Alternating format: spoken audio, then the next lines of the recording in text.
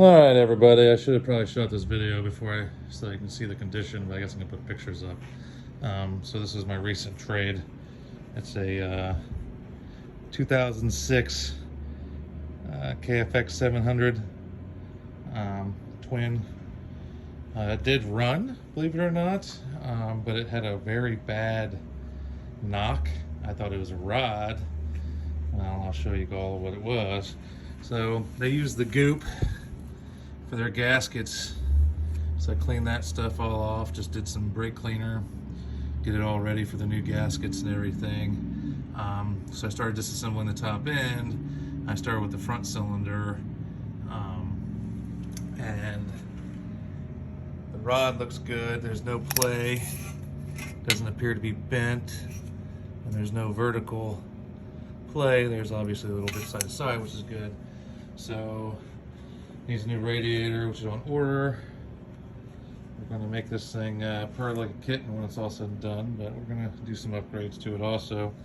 And here's the findings. Yeah, so that's looks good. It's either dropped a valve, which I don't think it dropped a valve, because usually when valve drops, they snap or the keepers give way. I think the timing was off on the front cylinder and it hit.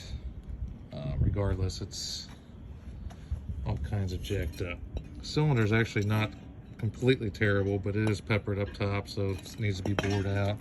I was going to track down some good used ones, get some new rings.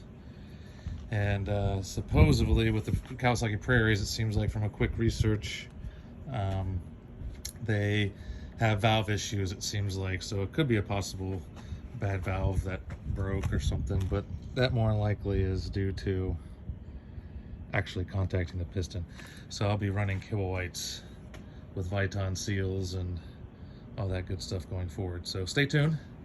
We'll get this beast back up on the back and running condition, and we'll get it all purring like a kitten and go tear it up as far as the dirt.